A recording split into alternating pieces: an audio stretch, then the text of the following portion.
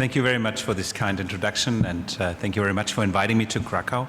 The first time I had the chance to take a brief glance of the city, which is really exciting. And when I was asked, I was happy when I was given the topic, can we skip chemotherapy?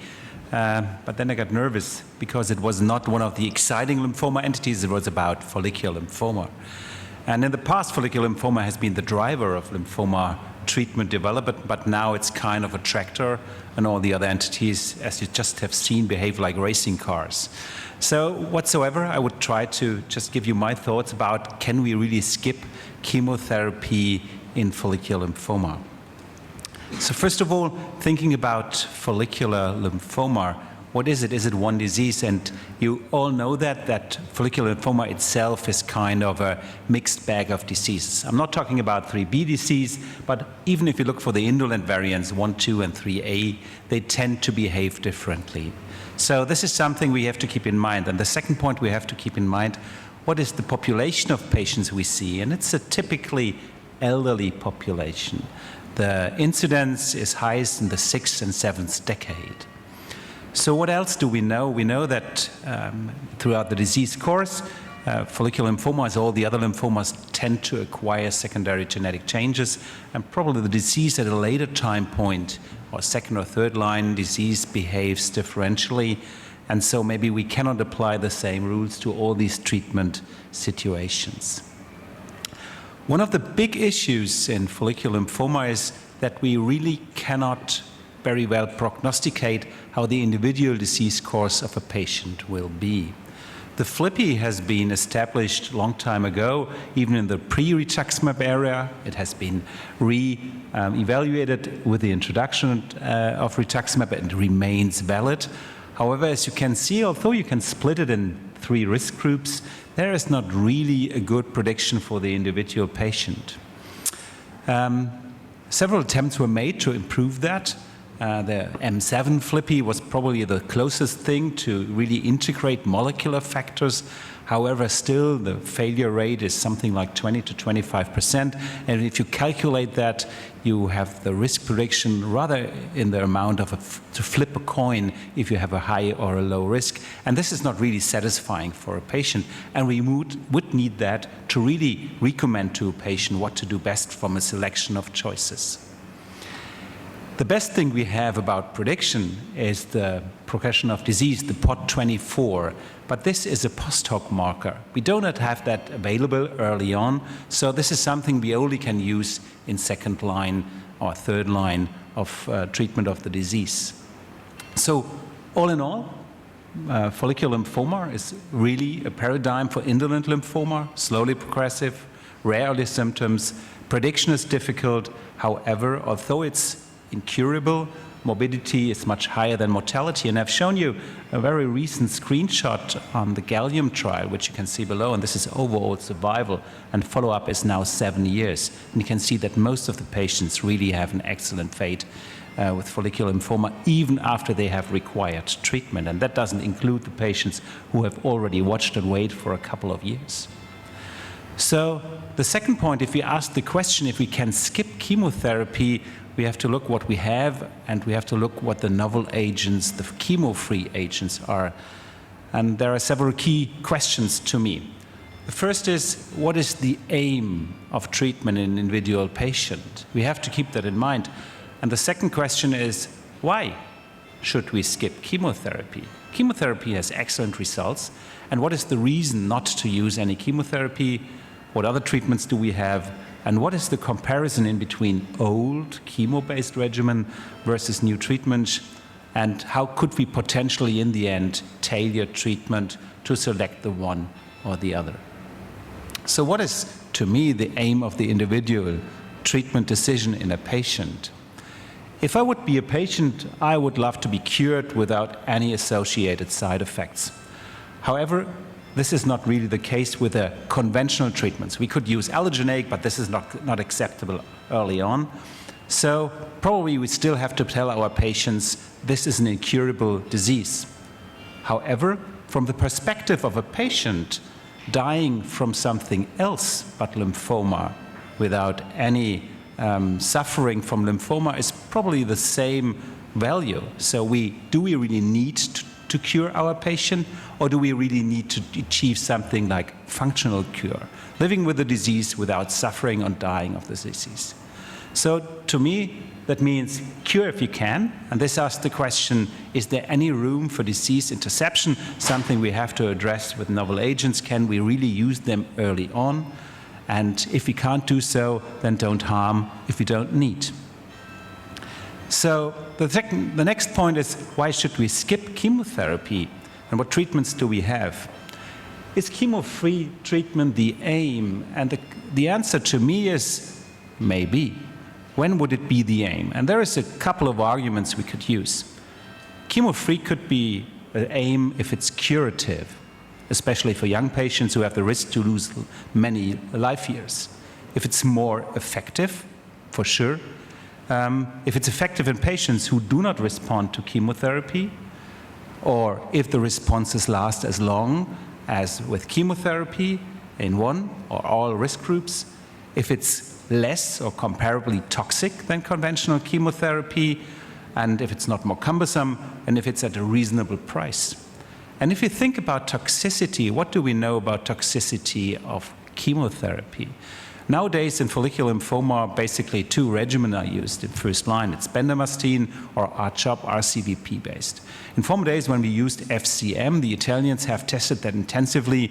We have seen a lot of patients having a very much reduced bone marrow reserve, suffering from secondary infections and dying of infectious complications early on, or not being able to tolerate another line of treatment. But with bendamustine, most of the patients tolerate that very well. I know there is some discussion about the combination of bendamustine and obinutuzumab. However, this is a rather low number of patients who have troubles. And CHOP is tolerated very well. And what we fear the most is cardiotoxicity. However, at the doses used, probably less than 5% of patients develop some myocardial impairment. On the other hand, do we see long-term sequelae? Yes, in young patients, we have the problem of reduced fertility, and we have the risk of myelodysplastic syndromes, which occur roughly 10% after 10 years, and we have the risk of transformation, but this is not dependent from treatment. The risk of MDS itself, it's not totally clear if it's directly associated to treatment or it's associated with disease, because if you look in the population, you probably match the same in watch and wait patients who have the tendency to develop MDS in 5 to 10%. So this is a high bar to jump over for novel treatment options, and any new option should meet as many of these items as possible to really be an alternative to current treatment paradigms. So what do we have?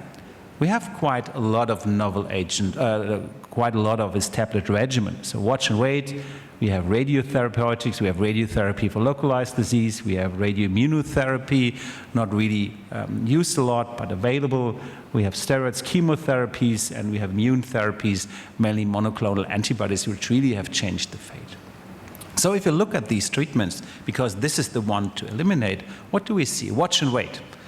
Should we eliminate watch and wait? Probably no, although there is some data that patients do better if we early on treat them with something little toxic, like rituximab and that, and maybe we can reduce the risk of early transformation, and this would be a place to go with a non-toxic drug. Second is, what do we get from low-intensity treatment? And these are the results from a very nice analysis done of the SAC group, who have used rituximab with a long tradition. Rituximab, single agent, and they have tested it to expand that for 5 years. And I would like you to ask on the very right part of this diagram, and you can see this is overall survival with single agent rituximab in low burden follicular lymphoma. So indeed, this is a chemo-free regimen which works very well and has an excellent overall survival. Obinutuzumab, another drug now established, and you can see this drug is probably very helpful to reduce the risk of transformation with chemoimmunotherapy in high-risk population. So something we already have established and lowers the bar for the development of any POT24, so early progression on chemotherapy. Radioimmunotherapy. These are the results, overall survival. This is 8 years of follow-up, low burden disease for sure. less toxic, for sure an alternative. However, most of our patients nowadays get chemoimmunotherapy, and you see here a variety of trials showing chemoimmunotherapy as compared to chemotherapy. You can see that in all these trials, the chemoimmunotherapy does much better. And how does that read out? And this is a long-term follow-up now of the PRIMA data, and you see this is 12 years and 80% overall survival. And if you keep in mind that 80% of patients probably are diagnosed above the age of 60. That means for most of the patients, they will never experience progression or will die of the disease. So finally, what about relapse? We have chemotherapy, we have the hydrotherapy, and these are results from our group. We have used autologous transplantation strategies in patients after several relapses with follicular lymphoma, and you can see this is up to 12-year follow-up, and still 70% of patients are alive after relapsing with follicular lymphoma. And Rohetana has shown the same for patients with follicular lymphoma in an earlier series, and you can see the earlier you use it, this is after 2 lines of prior treatment, the results in terms of overall survival are still excellent. So it's really a high bar to jump over, and the question is, what can novel agents really do? And you see here a selection of the drugs which have been tested, and you see the grayish cartoon which shows some options I will not talk about, although interesting. Toxin-bound antibodies, polatuzumab, is now discussed a lot, but results have been rather disappointing. I will not talk about B-specific antibodies. Blinatumomab has used, you know about this drug, but it's rather toxic, and it's probably for most of the follicular lymphoma patients not attractive. Checkpoint regulators, I mean, Pierluigi has talked about that a couple of minutes ago. There is no active program going on, although responses were very well. I think progression-free survival was rather disappointing. I will briefly touch CAR T cells, and I will not touch about BTK. You all know about the DAWN trial, which has been rather disappointing for ibrutinib and follicular lymphoma. Only a few patients responded. Progression-free survival was not that good. And then I will briefly touch PI3K, EZH2, and for sure I will dive into the R-square question. So what are the results? This is the first drug approved in Europe, being a non-chemo, non-monoclonal antibody. This is idelalisib. You know this data for a while. You can see that a huge majority of patients respond and have a nice reduction. Median progression-free survival is around 1 year. The issue with this drug is toxicity. There has been initial thoughts to develop that in first line, and in Germany we had already the idea to test that together with obinutuzumab as a first-line treatment. However, this time you all remember that these warning letters about severe infections, pneumocystis carinii infections, and patients dying of that, and this has at this time placed this drug as a reserve drug in patients really not responding very well to chemotherapy. In Germany or in Europe, it's approved for patients after 2 prior lines of treatment, and for sure this is not an option to replace chemotherapy at this time. However, this drug has stimulated a journey to develop other PI3K inhibitors, and the one which will be approved soon in Germany and in Europe, and I think it's already approved in the US, is copanlisib. It's a PI3K inhibitor indeed, and this has been tested in a variety of indolent lymphoma patients. You can see follicular, marginal zone, small lymphocytic, and Waldenström's. And it's a drug which is not given as a tablet, it's given as an IV infusion on a weekly regimen. And you can see the primary endpoint had been the overall response rate and in this trial. And you can see if you look at the follicular patients over here, and if you cumulate, you can see roughly 60% of patients really having an objective response, which is promising for the patient. However, if you look at duration of response, it comes back that patients roughly have a response duration of 12 to 15 months with this drug. And you have to keep in mind this is taking patient in on a weekly basis, which makes it quite cumbersome for the patient. On the other hand, these patients were named rituximab or refractory or relapsed. And and you see the progression-free survival of this curve. On the other hand, you can see that the overall survival differs significantly, which is one of the key issues with all these drugs and novel agents. We do not really define the patient population very well, and it's not clear if it's really a double refractory population which had been treated within this trial. So PI3Ks may make their way. However, we still do not know if they really can replace or if they have a place as a reserve strategy. Copanlisib will be tested now in a phase 2 trial in Germany together with obinutuzumab for patients with untreated follicular lymphoma. This trial is going to be started, I think, next year, and I guess in 3 or 4 years we will have the results available and really can understand, compared to the databases we have, how it does in comparison to BR or all the other chemoimmunotherapies in first line. The most interesting and probably most discussed combination is the Rsquare regimen. You're all aware that Nathan Fowler has really pioneered that, and he has used the combination first in relapsed patients with follicular lymphoma and later on in patients with untreated follicular lymphoma, repeatedly shown a very high overall response rate, which in the end stimulated the relevance trial, which has been discussed a lot.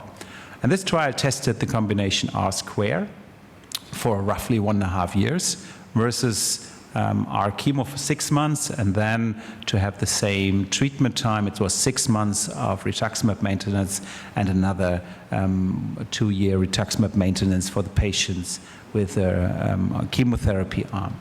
And this trial, and this is an important point, was powered for superiority. So it was planned to show that it was better, and if you take the overall survival over here, you see that there is literally no difference. So you can interpret this data now either way you like. You can say, well, the trial is negative because it didn't show superiority. On the other hand, you could show if this trial had been done for non-inferiority, you probably would say, well, it's a positive trial. So what it shows indeed that Rsquare is a very effective treatment. And so this could be really something you could use instead of chemotherapy. And the question is then, how does it compare in terms of toxicity, pricing, on convenience for the patient? Convenience, well, it's a tablet. If you use sub-Q rituximab, it's very convenient for the patient. On the other hand, you have 1.5 treatment with Rsquare, and if you look for toxicity, there are some slight differences. You see a little higher rate for infections with R-bendamustine, however, some more rashes as expected with lenalidomide. So all in all, it seems quite comparable. In our hands at this time, this had not resulted, beside the point of approval, that the recommendation would be that in any patient being capable to tolerate chemotherapy, we would rather use a chemotherapy instead of this long-lasting treatment at this time. However, this trial has raised the question, well, it's as good as chemotherapy, and maybe if chemotherapy doesn't work anymore, it would be reasonable to have this combination at hand, but we had no approval in Europe. But then the Augment trial came, which has a couple of difficulties because the comparator is only R placebo, something we rarely use, at least in Germany.